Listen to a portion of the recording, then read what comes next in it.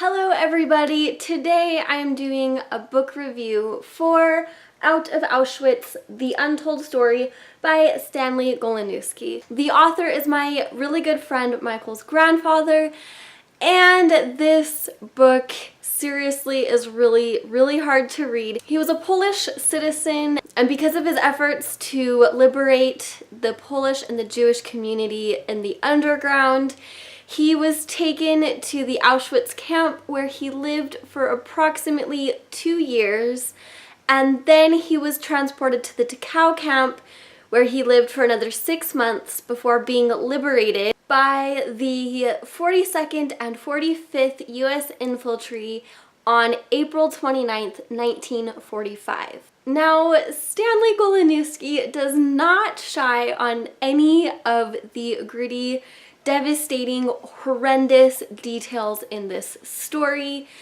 However, it is not really a novel in a sense where it's not a narrative. It's a compilation of a lot of facts, and he took a lot of excerpts from previous SS soldiers and other biographies from the Auschwitz and Dachau camp as he was telling his story and really illustrating the conditions and the layout of Auschwitz and also Dachau.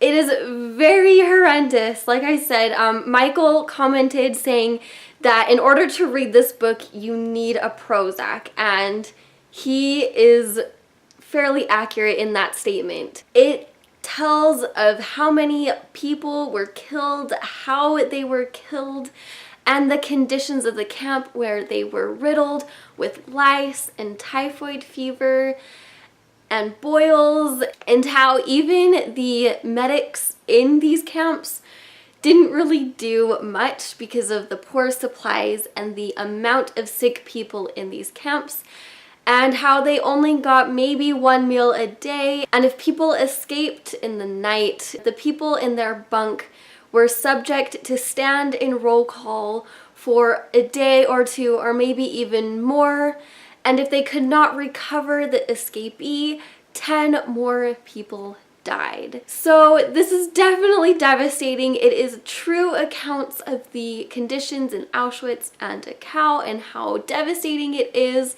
I was hoping for more of a narrative, and this book indicates very much how English is not his first language, so the grammatical structure is a little weird, and he repeats a lot of phrases in each section and each chapter as he's describing things in the camps. And I actually had to ask Michael for clarification on some of the dates because I got confused. But as a whole, this story needs to be read, and I absolutely love how he actually dedicated this book to the 42nd and 45th Infantry that liberated him. And in this being more of a factual, chronological order of facts in the book, he really doesn't glamorize how awful, he doesn't downplay it or overplay it. He just says how it is, how a day in the life of Auschwitz was, or Dachau, and how people slept and how the SS treated them, and the structure and hierarchy of the people in the camps as well as the SS officials governing over them.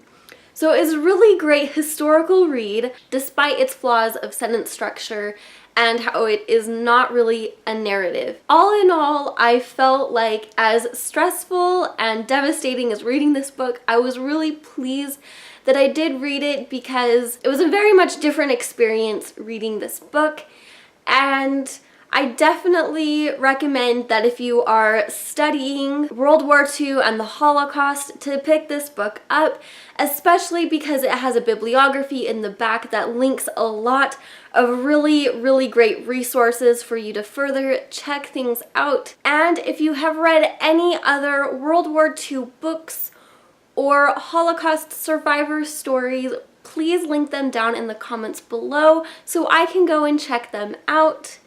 Thank you guys so much for watching, and I will see you next time. Goodbye!